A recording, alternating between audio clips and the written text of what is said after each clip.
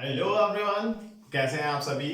हम irrigation engineering में आज अपना नया यूनिट स्टार्ट करने जा रहे हैं जिसका नाम है soil plant water relationship. Actually जो soil plant and water relationship है, इन तीनों की म्यूचुअल रिलेशनशिप हमें देखनी होगी। क्यों ऐसा क्यों जरूरी है, ऐसा क्यों बोल रहे हैं, तो उसी में जो हम पहली हेडिंग पढ़ने वाले हैं वाटर रिक्वायरमेंट ऑफ क्रॉप्स। और आप ये भी मान सकते हैं कि इस चैप्टर का नाम भी वाटर रिक्वायरमेंट ऑफ क्रॉप हो सकता है। तो जो सॉइल प्लांट वाटर रिलेशनशिप की बात करें, वो आप इसी चैप्टर को कई जगह पे आपको चैप्टर नाम से मिलेगा सॉइल प्लांट वाटर रिलेशनशिप, या कई जगह मिल सकता है वाटर रिक्वायरमेंट ऑफ क्रॉप्स। अब वाटर रिक्वायरमेंट ऑफ क्रॉप्स हम एज अ इंजीनियर हमें जानना क्यों जरूरी है, ये बात आ जाती है। तो देखिएगा, जैसे कि हम बात कर रहे हैं एक जगह पे 10 लोग रह रहे हैं और 10 लोग के पानी की कुछ डिमांड है, कुछ उन्हें पानी पीना है, तो हमें कितना पानी वहां पर डे सप्लाई करना होगा वो हमें देखना होगा। या कहीं पर 5 लोग रह रहे हैं तो वहां पर पानी की कुछ डिमांड है, वहां पर कितना पानी सप्लाई करना होगा वो हमें देखना होगा। और उसके अकॉर्डिंग एक पूरी सिटी में हम सप्लाई की डिमांड का पता लगाएंगे, उतना बड़ा टैंक बनाएंगे। उसी तरीके से हमें पता होना चाहिए कि कौन कौन से क्रॉप्स होते हैं, किस सीजन में कौन से क्रॉप्स लगाए जाते हैं, और उसके अकॉर्डिंग उनकी वाटर डिमांड क्या है। तो वाटर डिमांड जो है उसके अकॉर्डिंग हमें अपना कैनाल सिस्टम डिजाइन करना होगा। जब हम कैनाल सिस्टम उसके अकॉर्डिंग डिजाइन करेंगे तो कैनाल से वो रिक्वायर्ड अमाउंट ऑफ वाटर हमें मिल जाएगा। ऐसा नहीं कि आपका मन किया तो बहुत बड़ा कैनाल बना दिया और मन किया तो छोटा सा कैनाल बना दिया, नहीं। हमें पहले रिक्वायरमेंट का पता होना चाहिए, रिक्वायरमेंट में कितना पानी लेकर के जाना है, उसके अकॉर्डिंग ही हम बात करेंगे कि हमारा की वाटर रिक्वायरमेंट पता चल जाएगा। उसके बाद हम डिजाइनिंग की बात करेंगे। इसलिए एज अ सिविल इंजीनियर आपको क्रॉप्स की जो वाटर रिक्वायरमेंट है उनके बारे में भी इंफॉर्मेशन होना चाहिए। अब आप बोले सर एक बार अगर मैं कैलकुलेट कर लेता हूं तो क्या ये पॉसिबल है कि एक बार जो कैलकुलेट कर लिया गया कैनाल का शेप एंड साइज, क्या हर जगह वही शेप एंड साइज रखें? हर जगह का मतलब है चाहे पंजाब हो, चाहे उत्तर प्रदेश हो, चाहे मध्य प्रदेश हो, गुजरात हो, कहीं भी हम सेम रखें क्या? नहीं। जैसे कि हम बात करते हैं कि सीजन टू सीजन जो आप पानी पीने का अमाउंट है आपके वो वेरी करता है। एक ही प्लेस पर अगर हम देखें तो सीजन टू सीजन वेरी कर रहा है, ठीक है। गर्मियों में आप ज्यादा पानी पीते हैं, ठंडियों में आप कम पानी पीते हैं, बरसात के समय पे इंटरमीडिएट आप वेरिएबल कर सकते हैं, ठीक है।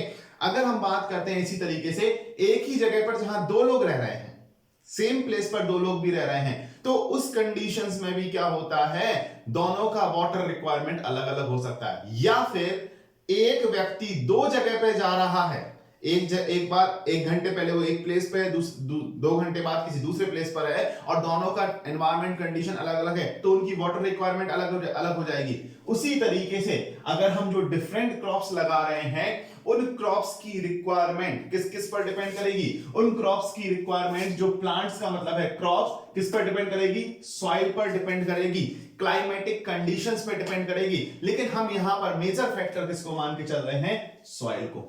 ऐसा क्यों भाई, ऐसा क्यों, सॉइल को क्यों मान करके चल रहे हैं? उसका रीजन है क्योंकि सॉइल से हमें सॉइल से प्लांट्स को जो वाटर मिल रहा है वो होता है कैपिलरी वाटर, ठीक है। तो आज हम थोड़ा सा बात करते हैं सॉइल में जो वाटर है वो क्या है। तो पहले एक बार वाटर रिक्वायरमेंट की बात समझ में आई कि जो सेम क्रॉप्स हैं डिफरेंट प्लेसेस पर उनकी वाटर रिक्वायरमेंट अलग हो सकती है depending on environment and soil factor. और सेम क्रॉप्स की डिफरेंट क्रॉप्स की एक ही सेम प्लेस पर जो रिक्वायरमेंट है वो अलग अलग हो सकती है depending on environment and soil conditions. तो अगर हम बात कर रहे हैं कि ये जो रिक्वायरमेंट है वाटर की, उसी को हम क्या बोलते हैं, वाटर रिक्वायरमेंट ऑफ क्रॉप बोलते हैं। जल्दी से एक लाइन में लिख लेंगे कि same crops at different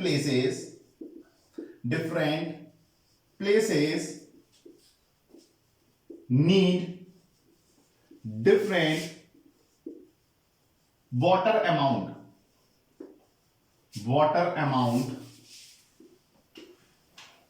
to attain maturity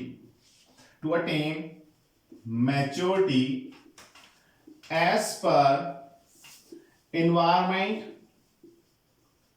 and soil condition। And second one, different crops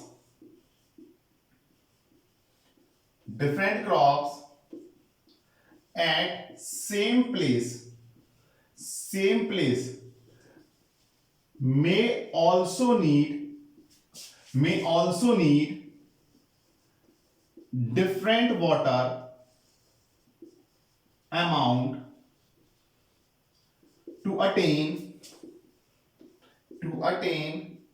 maturity as per environment and soil condition. Environment का मतलब है टेम्परेचर एंड बाकी सारे फैक्टर्स की बात कर रहे हैं. टेम्परेचर है, विंड है, इवेपोरेशन किस तरीके से हो रहा है, वो सारी कंडीशंस की बात कर सकते हैं. और यदि हम बात करें तो same crops at a same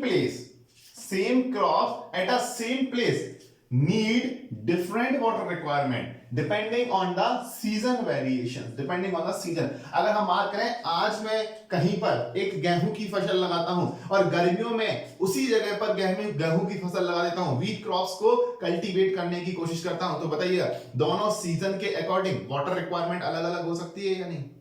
water requirement क्या हो सकती है? अलग अलग हो सकती है. And this need of crops to attain maturity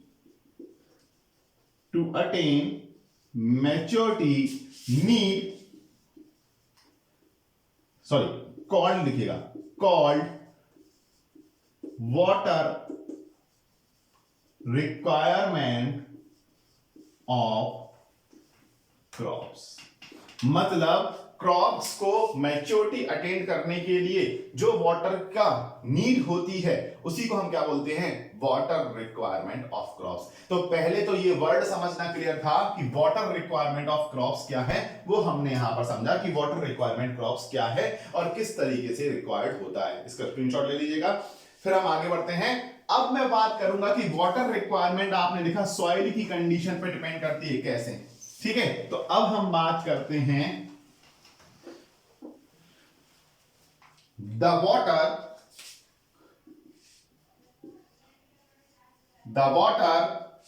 अगर हम बात करते तो यहां पर हम बात कर रहे हैं कि the water which is available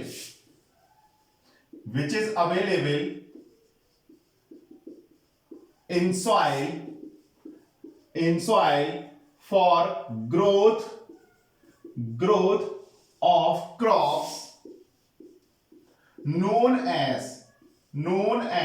soil water. क्या कहा जाता है उसको?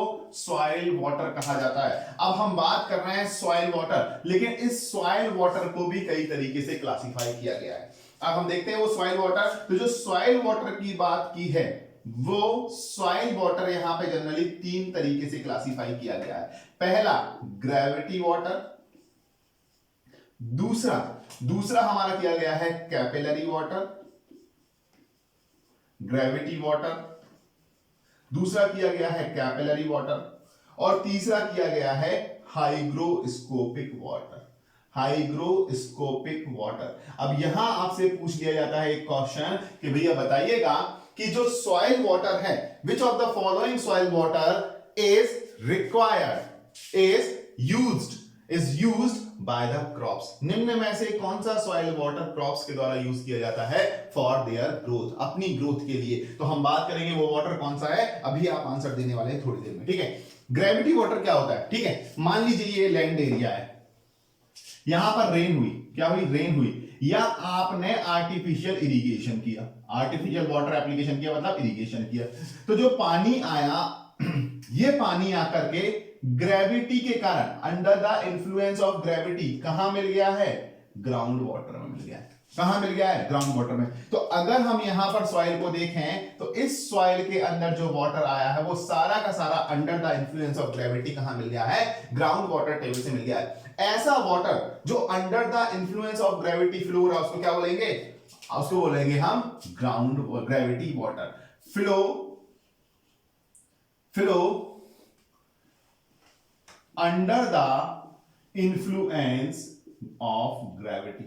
इन्फ्लुएंस ऑफ ग्रेविटी, वो हमारा क्या कहा जाता है, वो हमारा कहा जाता है ग्रेविटी वाटर। अब देखिएगा, अगर under the influence of gravity की बात की है तो यहां पर देखिएगा मैंने लगाया है एक पौधा, ये पौधा लगाया, ठीक है, ये पौधा लगाया। अगर ये पौधा लगाया, इसकी जड़ें हैं, इसकी जड़ें हैं। अब इस पौधे में जो पानी आएगा वो पानी कहां जाएगा, पानी जाएगा ऊपर की तरफ। ये पानी ऑलरेडी नीचे जा रहा है और जड़ों को चाहिए पानी ऊपर की तरफ। अगर जड़ों को पानी ऊपर चाहिए तो अगेंस्ट द ग्रेविटी चाहिए है या नहीं?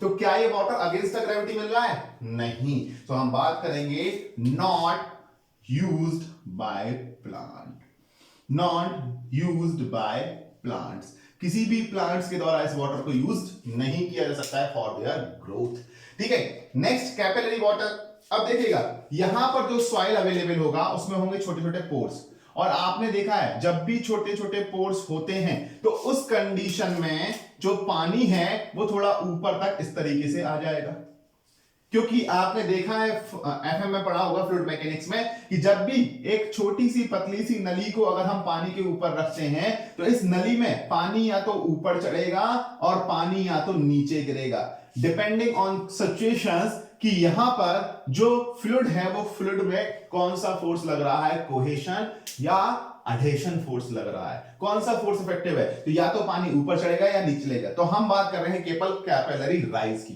पानी के ऊपर जाने की। तो पानी यहां से कुछ हाइट तक ऊपर चढ़ जाएगा, ये पानी कुछ हाइट तक ऊपर चढ़ गया तो इसको बोलते हैं कैपिलरी। और कैपिलरी क्या अगेंस्ट द ग्रेविटी हो रहा है या नहीं? ग्रेविटी के कारण नीचे जा रहा है और कैपिलरी के कारण पानी क्या हो रहा है, ऊपर। तो हम बात कर रहे हैं सॉइल के जो पार्टिकल हैं, ब्लैक कलर के पार्टिकल हैं, और इनके बीच में है खाली स्पेस, और इस खाली स्पेस में कौन रुका हुआ है, पानी। तो हम बात करेंगे the water which is held against gravity, the water which is held against gravity in pores of soil, pores of soil, soil के पोर्स में ग्रेविटी के अगेंस्ट जो हमारा रह जाता है उसको हम क्या बोलते हैं, कैपिलरी वाटर। और अगर यहां पर जड़ें आ जाएं, समझना बात को, यहां पर अगर जड़ें आ जाए, ये जड़ें आ गई तो जड़ें ऑस्मोसिस प्रोसेस के थ्रू, ऑस्मोसिस प्रोसेस का मतलब क्या है, जैसे तुमने एक कोको कोला की बोतल ली रखी है, ठीक है, पेप्सी की बोतल रखी, उसमें स्ट्रॉ डाला, स्ट्रॉ यानी जड़ें हो गई, वो पानी रुका हुआ था और उसमें स्ट्रॉ जड़ें हो गई, फिर उसको ऊपर लेने के लिए तुम्हें सक्शन करना होगा, यानी उसका क्या करना होगा, सक्शन, मतलब तुम्हें कुछ प्रेशर जनरेट करना होगा। तो ऑस्मोसिस एक प्रोसेस है जिसमें जड़ों द्वारा कुछ प्रेशर अप्लाइड किया जाता है और उस प्रेशर के द्वारा जो अगेंस्ट ग्रेविटी जो ये वाटर हेल्ड है उस वाटर को ले लिया जाता है ऊपर की ओर, सक्शन कर लिया जाता है ऊपर की ओर। और जनरली जो ये प्रेशर होता है 32 atm के आसपास होता है, 32 एटमॉस्फेरिक प्रेशर के आसपास होता है। तो हम बात करते हैं क्या ये वाटर आपका यूज किया जा सकता है, बिल्कुल प्लांट्स द्वारा यूज किया जा सकता है। तो हम लिखेंगे यूज्ड बाय प्लांट्स, किसके द्वारा यूज किया जाता है, प्लांट्स के द्वारा यूज किया जा सकता है। तो आपका आंसर मिल गया क्या, which of the following soil water can be used by the plants, that is capillary water.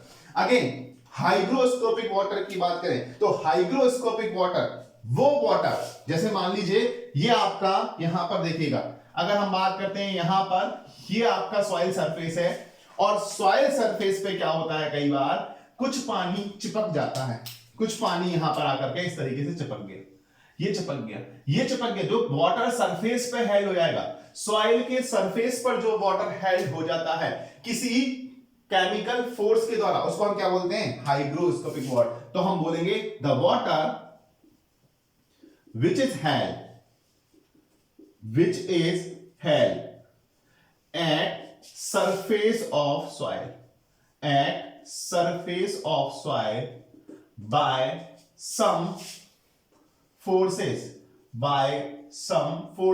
Generally electrochemical forces होते हैं, तो उन फोर्सेस के द्वारा जो हमारा स्टिक हो जाता है उसको हम क्या बोलते हैं, उसको हाइग्रोस्कोपिक वाटर बोल दिया जाता है या सरफेस वाटर। क्या ये वाटर भी आसानी से सक्शन कर पाएगा, नहीं, इस वाटर को भी क्या है, सरफेस पे चिपका हुआ है, ये कैपिलरी की तरह अगेंस्ट द ग्रेविटी नहीं रुका हुआ है, ये सरफेस पे चिपका हुआ है और चिपका हुआ जो वाटर है उसको निकालने के लिए काफी ज्यादा एफर्ट्स देने पड़ेंगे, इसलिए ये वाटर भी यूज नहीं हो पाएगा। तो हम बात करेंगे not used by plants, not used by plants. अब आपने बोला सर ये तो सॉइल वाटर की बात कर ली आपने, सॉइल वाटर की बात कर ली, तो ये सॉइल वाटर के बारे में लिख लीजिएगा पहले, ठीक है। तो अब सॉइल वाटर की बात कर लिए सर, तो अब हमें पता चल गया है कि कैपिलरी वाटर ही है जिसको प्लांट्स अपनी ग्रोथ के लिए यूज कर रहा है। लेकिन सर इसमें सॉइल का क्या रोल हुआ?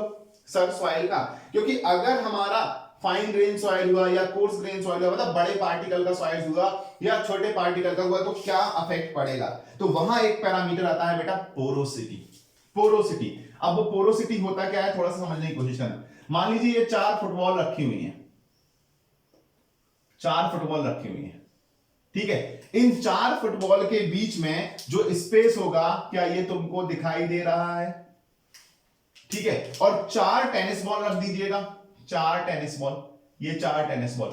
अब 4 टेनिस बॉल के बीच में जो स्पेस होगा वो तुम्हें दिखाई दे रहा है क्या? समझने की बात करना, ठीक है। ये टेनिस बॉल के बीच में, अब बताओ अगर तुमने एक कैपिलरी राइज हुआ, वाटर का कॉलम आया, तो छोटा सा है और छोटा स्पेस है, तुमने बोला था जो ट्यूब होगी उसका साइज मिनिमम होना चाहिए, तो बताओ कैपिलरी राइज कहां पर ज्यादा होगा? ये हम बोलेंगे कोर्स पार्टिकल की बात करेंगे, कोर्स पार्टिकल हैं, और ये हम बात करेंगे फाइन पार्टिकल हैं, मतलब छोटे पार्टिकल हैं। तो कैपिलरी राइज कहां ज्यादा होगा? कैपिलरी राइज की बात करें तो capillary rise more in fine soil, more in fine soil. But यहां पर एक प्रॉब्लम आती है, क्या? सर आपने बोला कैपिलरी राइज फाइन सॉइल में ज्यादा होगा, कैपिलरी राइज फाइन सॉइल में ज्यादा होगा, बिल्कुल अच्छी बात है। लेकिन फाइन सॉइल में अगर हम देखें तो पोरोसिटी भी तो ज्यादा होगी। पोरोसिटी का मतलब क्या है? पोरोसिटी का मतलब होता है वॉल्यूम ऑफ वॉइड्स, यानी खाली space upon total volume, total volume. तो अगर हम बात करें एक कंटेनर, चलो मैं इस पोर्शन को साफ कर रहा हूं, ठीक है।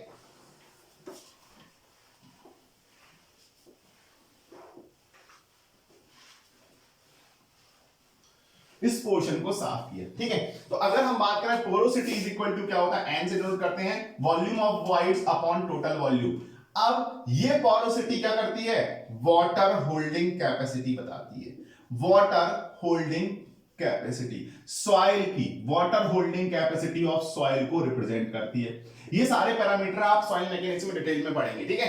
तो अगर हम बात करते हैं वाटर होल्डिंग कैपेसिटी, तो मुझे बताओ पोरोसिटी किसकी ज्यादा होती है? और हम बात करें पोरोसिटी ऑफ कोर्स सॉइल हमेशा कम होती है पोरोसिटी ऑफ फाइन सॉइल से। तो बताइएगा किसकी पोरोसिटी ज्यादा हुई? किसकी पोरोसिटी ज्यादा हुई? फाइन सॉइल की पोरोसिटी ज्यादा हुई। फाइन सॉइल की पोरोसिटी ज्यादा होने का मतलब है उसका वाटर होल्डिंग कैरेक्टरिस्टिक्स क्या है? ज्यादा है।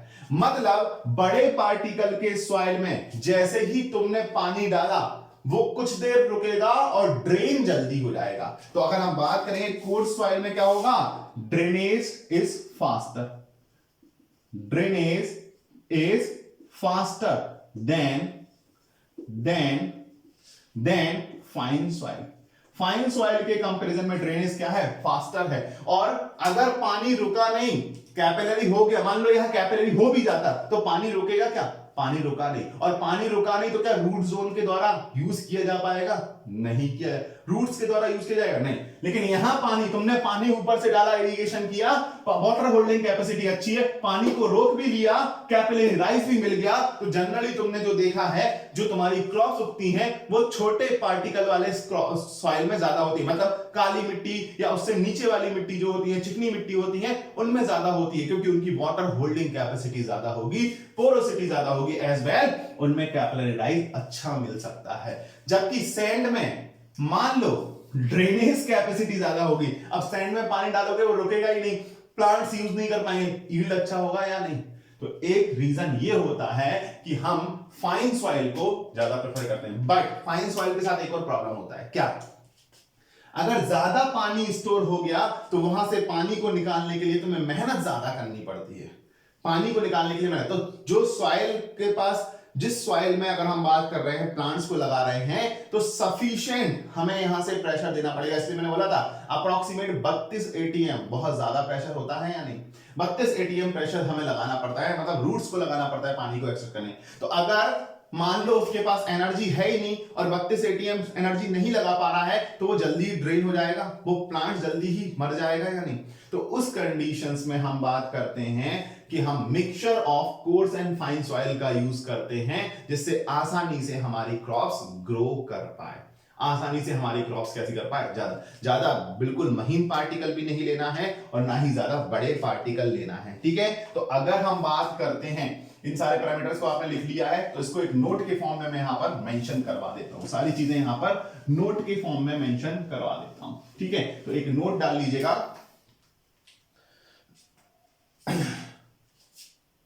ठीक है, नोट लिखिएगा। नोट क्या है, the major factor which affects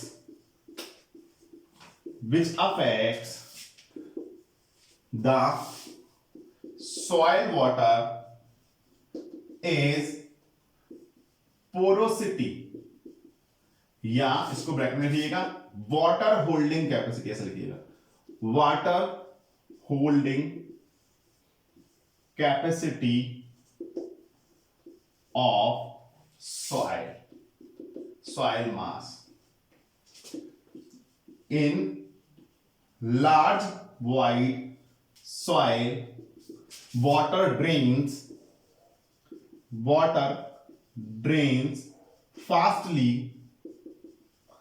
and in very small void soil water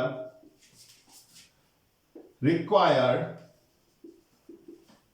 more osmosis pressure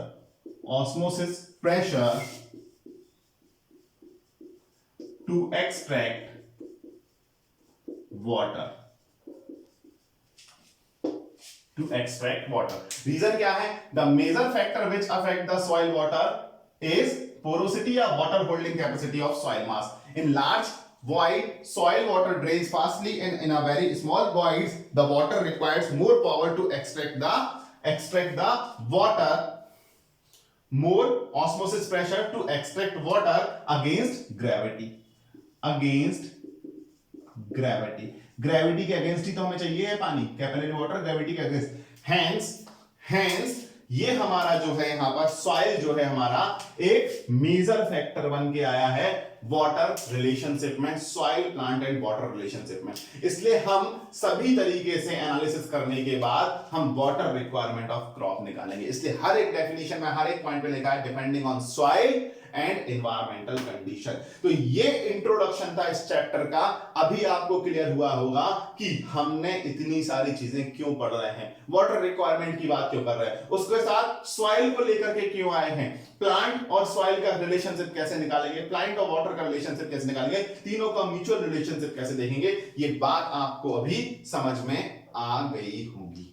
clear है। तो हम जनरली कोशिश करते हैं हमारा एक ऐसा मिक्सचर हो सॉइल का जिसमें फाइन पार्टिकल भी हो, कोर्स पार्टिकल भी हो, वहां पर क्रॉप्स अच्छी से अच्छी होने की कोशिश। तभी तो हर बार एक फसल के काटने के बाद आप उसकी प्लॉइंग करते हो, उसकी जुताई करते हो। क्योंकि वॉइड्स थोड़े से बड़े साइज के मिल जाए। अगर पानी के कारण चिपक गए हैं तो वॉइड्स थोड़े से बड़े साइज के मिल जाए, तो इनिशियली जब हम पानी दें तो क्रॉप की यील्डिंग अच्छी हो जाए। आ रही है बात समझ में? सारी चीज साइंटिफिक है। चलो आगे बढ़े। तो अब यहां से हमारा चैप्टर स्टार्ट होगा। अब यहां से आपने कुछ चीजें पढ़ी होंगी, जैसे क्रॉप पीरियड पढ़ा होगा, बेस पीरियड पढ़ा होगा, और भी आपने ड्यूटी डेल्टा, ये सारे टर्म्स पढ़े होंगे। तो वो सारे टर्म्स, कोर पीरियड, पैलियो इरिगेशन, कितने तरीके की क्रॉप्स होती हैं, क्रॉप सीजन क्या क्या होते हैं, ये सभी चीजें हम इस चैप्टर में डिस्कशन करने वाले हैं। आ रही है बात समझ में? तो अब हम स्टार्ट करते हैं कुछ इंपॉर्टेंट डेफिनेशंस जो हमें जानना जरूरी है, उनके बारे में फिर हम आगे की बात करेंगे। तो some important definitions, some important definition. सबसे पहले मैं डेफिनेशन की बात करूंगा क्रॉप पीरियड। ठीक है, ये होता क्या है समझने की बात करना, ठीक है, समझना, बस समझना यार, बहुत कंफ्यूजन होता है, समझना है हमें कि क्या होता है क्रॉप पीरियड, वो हम बात करेंगे। मान लीजिए आपको कहीं पर एक जगह पर आपको खेती करना है, तो खेती करने के लिए आपने क्या किया, यहां पे आकर के बीज को बोआई कर दी, तो showing off seed, showing off seed, यहां पर क्या किया, शोइंग ऑफ सीड किया, और शोइंग ऑफ सीड किया तो उसके बाद क्या हुआ, ये बीज थोड़ा बड़ा हुआ, पौधा बना, और पौधा बनने के बाद ये धीरे धीरे क्रॉप्स में कन्वर्ट हो गया, और क्रॉप्स में कन्वर्ट होने के बाद एक समय ऐसा आया कि यहां पर आपने क्या कर दिया है, हार्वेस्टिंग कर दी है। क्या कर दिया है, हार्वेस्टिंग कर दी है। क्या किया, हार्वेस्टिंग। तो ये जो पॉइंट हुआ ये क्या हुआ, showing off seed, showing off seed. तो शोइंग ऑफ सीड और हमने क्या किया, हार्वेस्टिंग की। तो अगर हम हार्वेस्टिंग को थोड़ा सा और आगे बढ़ा ले, क्योंकि आगे और भी टर्म्स हैं, यहीं पे समझा दूंगा मैं इसी डायग्राम में, तो हम बात करें यहां पर आकर के हमने क्या कर लिया है, हार्वेस्टिंग कर ली है। ये हमने क्या कर लिया है, हार्वेस्टिंग।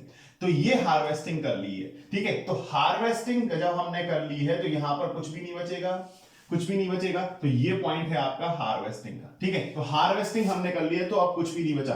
तो ये जो टाइम पीरियड है from sowing to harvesting, from sowing to harvesting, इसे बोलते हैं हम क्रॉप पीरियड। इसे क्या बोला जाता है, इसे बोला जाता है क्रॉप पीरियड, क्रॉप पीरियड बोला जाता है, ठीक है। अब आगे हम बात करें तो आगे क्या बात करते हैं, अगर हमने ये बात कंप्लीट कर ली है तो यहां पर अगर हम बात करते हैं तो क्रॉप पीरियड हमने कंप्लीट कर लिया है। अब हम बात करते हैं दूसरा बेस पीरियड का। तो अगर हम बात करते हैं, it is a time period, it is a time period from instant of showing the seeds till it is harvested, till it is harvested। जब तक इसको हार्वेस्टेड नहीं किया जाएगा, और शोइंग के टाइम से हार्वेस्टिंग के टाइम तक का जो टाइम पीरियड होगा उसको हम क्या बोलेंगे, उसको हम बोलेंगे हमारा क्रॉप पीरियड। अब एक टर्म होता है base period. Base period, base period क्या होता है, समझने की बात करना, समझने की बात करना, ठीक है। अब हम बेस पीरियड की बात करेंगे तो बेस पीरियड क्या होता है कि जब हम बात करते हैं, शोइंग कर रहे हैं और आपका ग्राउंड बहुत ज्यादा हार्ड है, तो ग्राउंड को हार्ड करने के केस में हमने पहले क्या किया, एक फर्स्ट वाटरिंग की, फर्स्ट वाटरिंग, फर्स्ट वाटरिंग हमने क्या किया, फर्स्ट वाटरिंग किया, और फर्स्ट वाटरिंग करने के बाद हमने जो लास्ट वाटरिंग कर रहे हैं, हमने यहां पर क्या किया है, ये लास्ट वाटरिंग, यहां पर क्या किया है, लास्ट वाटरिंग। वाटरिंग का मतलब है पानी देना। तो जो फर्स्ट वाटरिंग से लेकर के लास्ट वाटरिंग तक का टाइम है उसको बोला जाएगा बेस पीरियड। उसको क्या बोला जाएगा, बेस पीरियड बोला जाएगा। तो हमारा जब ग्राउंड बहुत ज्यादा हार्ड होता है तो कई बार हमें पहला वाटरिंग करना पड़ता है, पहली वाटरिंग करना पड़ता है, शोइंग के पहले थोड़ा सा पानी डालना पड़ेगा जिससे हमारा सीड्स अच्छा ग्रो करे, फसल की यील्ड अच्छी हो। तो हम बात करते हैं, it is a time period, it is a time period, it is a time period between first watering, between first watering before showing and last watering before harvesting, तो इसको हम क्या बोलते हैं, इसको हम बोलते हैं बेस पीरियड। तो बेस पीरियड कैसे डिफाइन है, it is a time period from, या हम बोल सकते हैं from the instant of sowing भी बोल सकते हैं। तो कई बार क्या बोला जाता है, from the instant of first watering, जैसे कि हमने ऊपर लिखा है from the instant of sowing, तो हम बोलते हैं from the instant of first watering before sowing and to the end last watering before harvesting. Harvesting के पहले जो लास्ट वाटरिंग होती है उस टाइम पीरियड को क्या बोलते हैं, बेस पीरियड। तो आपको दिख रहा होगा दोनों ही जो पीरियड हैं वो हम generally expressed in days, expressed in days, किस में होते हैं? डेज में एक्सप्रेस, इसको भी किस में? एक्सप्रेस्ड इन डेज, इसको भी किस में? डेज में एक्सप्रेस करते हैं। तो देखिएगा दोनों पीरियड अलग अलग होते हैं, बट प्रैक्टिकल पर्पस से देखा जाएगा दोनों पीरियड को सेम लिया जाता है। तो इसको नोट डाउन कर लीजिएगा, सबसे पहले नोट डाउन किया। अब यहां पर एक नोट पॉइंट लिख रहा हूं, देखिएगा जनरली अगर हम प्रैक्टिकल पर्पस से कंसीडरेशन करें तो जनरली अगर हम देखें प्रैक्टिकल पर्पस से, फ्रॉम प्रैक्टिकली अगर हम देखते हैं तो crop period is greater than base period, but generally they are taken same for both the crops, same for different crops की अगर हम बात करते हैं इनको क्या लिया जाता है? सेम लिया जाता है। मतलब crop period is equal to base period is equal to D days हम लिख सकते हैं। और मोस्ट कॉमनली जो वर्ड यूज होता है वो हमारा क्या होता है? बेस पीरियड काउंट किया जाता है। ठीक है, बेस पीरियड काउंट किया जाता है और दोनों ही किसमें एक्सप्रेस किए जाते हैं? क्रॉप पीरियड में, सॉरी डी डेज में एक्सप्रेस किए जाते हैं। तो ये था हमारा आज का लेक्चर। इसमें हम आगे जो स्टार्ट करने वाले हैं ड्यूटी एंड डेटा स्टार्ट करेंगे, तो वो अपने नेक्स्ट लेक्चर में इंक्लूड करेंगे। तो ड्यूटी एंड डेटा को एक्सप्लेन करते हुए उसी में सारी चीजें मैं इनकॉर्पोरेट कर दूंगा आपके लिए। ठीक है, तो ये हमें ध्यान रखना।